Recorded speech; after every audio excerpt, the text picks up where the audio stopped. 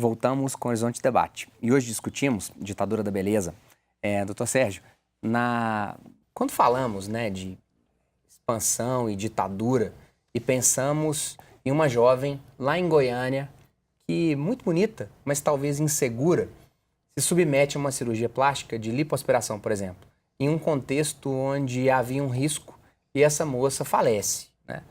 Quais são os pontos para se averiguar em uma clínica, em um procedimento, em um médico, prestação de serviço, vamos dizer assim? Bom, esse é um ponto bastante espinhoso, né? Uma análise não pode ser feita tão superficialmente, né? Muitas coisas devem ser analisadas. Eu acho que o primeiro ponto é a indicação do procedimento. Havia indicação específica, precisa, para fazer aquele procedimento? Houve uma análise do risco, o risco cirúrgico, pré-operatório, foi bem conduzido. O médico era um médico especialista em cirurgia plástica, com treinamento adequado para realizar aquele procedimento. A clínica onde se realizou o procedimento, ela estava equipada com equipamento de suporte à vida, para que a pessoa, caso tenha alguma intercorrência, seja atendida adequadamente, evitando com isso o desfecho fatal. Então, é muito difícil analisar isso assim superficialmente. O que eu acho que tem que haver dentro dos órgãos que são fiscalizadores do exercício profissional, como é o caso do Conselho Regional de Medicina, Conselho Federal de Medicina, a Sociedade Brasileira de Cirurgia Plástica, tem que se equipar ou se municiar de procedimentos e de processos para balizar como realizar e até onde ir nos diversos procedimentos para não colocar em risco a vida dos pacientes. Um risco sempre existe, mas ele pode ser minimizado se esses cuidados forem seguidos. Doutor André, existe uma restrição de idade, por exemplo, para se fazer cirurgia plástica? Por exemplo, a moça de 15, 16 anos que acha que a mama dela é muito grande e ela se sente mal na escola, ela está encurvada. Existe uma restrição para grupo etário? Existem classificações, critérios para se operar, para se indicar uma cirurgia, como o doutor Sérgio falou. Em relação aos adolescentes, nós sabemos, estatística da Sociedade Brasileira, que o número de cirurgia adolescente mais que dobrou nos últimos tempos. E cada caso tem que ser analisado. Hoje, a adolescência é a transição da infância para o adulto. As meninas estão menstruando cada vez mais novas. A gente pega a menina de 15, 16 anos que já está com o corpo formado. E muitas ainda estão em formação. Isso tudo tem que ser avaliado. Aquele órgão já está formado, já está pronto para a cirurgia. Vale a pena esperar um pouco? O doutor Sérgio, que trabalha com crânio facial, ele vê os ossos da face, demora um tempo a se desenvolver. Muitos adolescentes, homens, procuram com ginecomastia, mas a gente sabe que vários jovens do sexo masculino, aquilo vai regredir. Então tem casos a serem avaliados e com critérios. Né? Vocês notam, às vezes, uma pressão da família? A mãe que leva a menina, porque, na verdade, é a mãe que queria que a menina fizesse Claro que isso existe. Existem muitos pais que querem se realizar através dos filhos. Então, às vezes, o pai e a mãe não tiveram a oportunidade, quando eram jovens, de fazer um procedimento que eles achavam que eles precisavam. Então, eles, talvez, por não ter feito, eles querem que os filhos façam, e às vezes numa idade ainda inadequada. Eu acho que aí entra a questão da análise psicológica do adolescente e da família. E nesse aspecto, nós temos que recorrer ao psiquiatra ou ao psicólogo para analisar se aquele desejo não é a manifestação de um problema, às vezes, mais profundo dentro da família. Me ajuda nessa onda. Sim, é porque eu acho que na adolescência é a perda do corpo infantil para a assunção do corpo adulto. Então, há um luto que é esperado na adolescência. A adolescência é um período muito crítico psiquicamente, porque há uma queda dessas identificações da fase infantil para a assunção da fase adulta. Esse adolescente hoje, criado no ambiente de rede social, quem sabe mais diverso, respeitando mais diversidade, esse adolescente, ele tá mais feliz, Ronaldo, você acha, com o corpo dele? Eu acho que é pelo contrário. Como os doutores falaram há pouco, né, que o número de cirurgias com adolescentes aumentou. É claro que a gente não pode banalizar o uso da internet como algo ruim. A gente não pode pensar o contemporâneo sem mídia, mas o uso que faz. Eu acho que a internet, ao mesmo tempo que há uma vertente de globalizar, de colocar a sociedade numa rede virtual, também ela segrega. Né? Então, hoje a gente vê... antigamente já tinham a questão do bullying, mas não tinha essa nomenclatura do bullying. Então, é a questão relacionada ao corpo, né?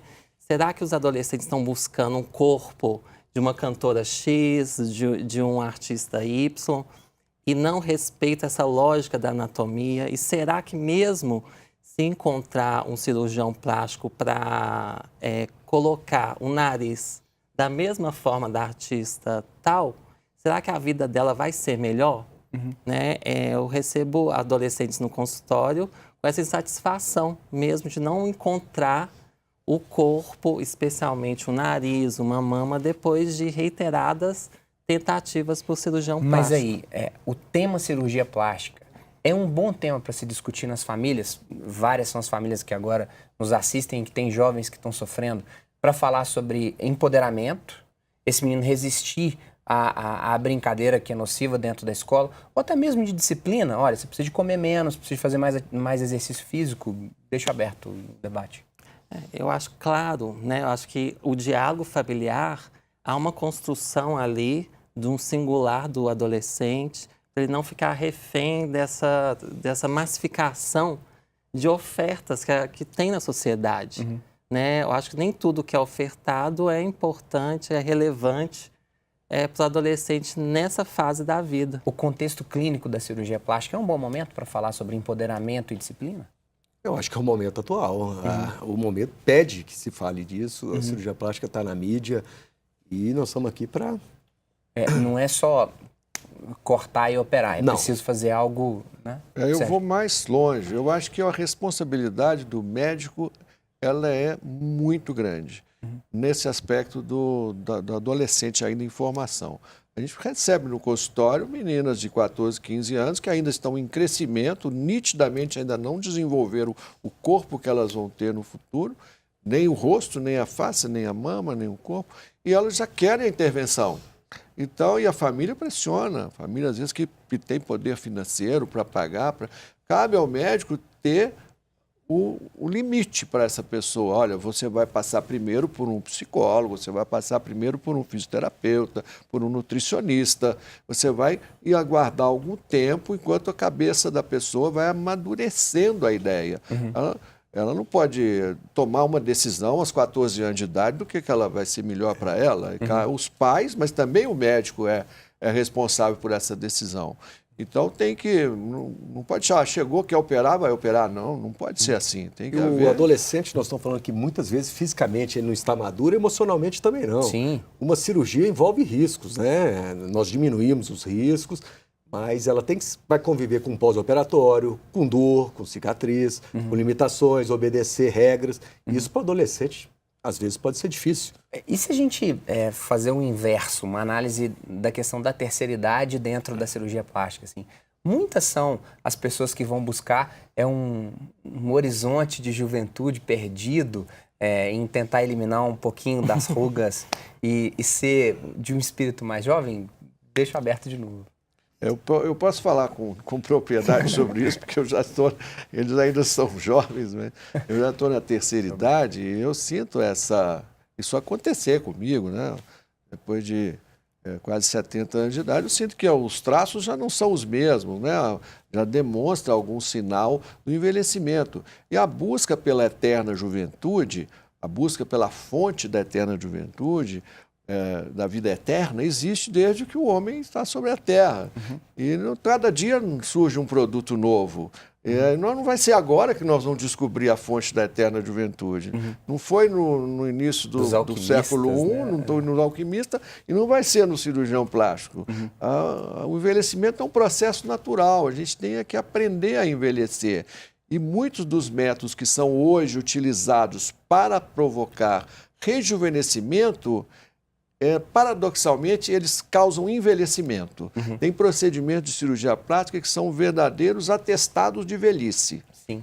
Eu não sou contra nenhum desses procedimentos cosméticos. Eu acho que cada cirurgião tem o arsenal terapêutico que ele acredita, e ele tem liberdade de fazer, às vezes até com muito bons resultados. Mas eu, particularmente, qualquer utilização de qualquer produto que faça paralisia de músculos, para mim, ele vai provocar envelhecimento, ele não vai provocar rejuvenescimento. Porque Você já nos sabe dá de que tão eu tô clara falando, a ideia né? de que a pessoa está tão engessada, né? Tem hora que o paciente já aplicou tanta coisa que você não sabe se ela está triste ou alegre, você não sabe se ela está chorando ou sorrindo. Então, aquilo para mim não é um atestado de velhice, aquilo não é rejuvenescimento, né? Então, a gente entendeu o processo de envelhecimento. O processo de envelhecimento ele é muito mais por perda de conteúdo do que propriamente pela flacidez cutânea, entendeu? Sim. Vamos caminhando agora para um breve intervalo, e é talvez na terceira idade que estamos mais ávidos para ouvir das experiências que as pessoas fizeram, né? Imagina você escutar belas histórias, mas que não tem expressão nenhuma. Vamos para um breve intervalo, até daqui a pouco.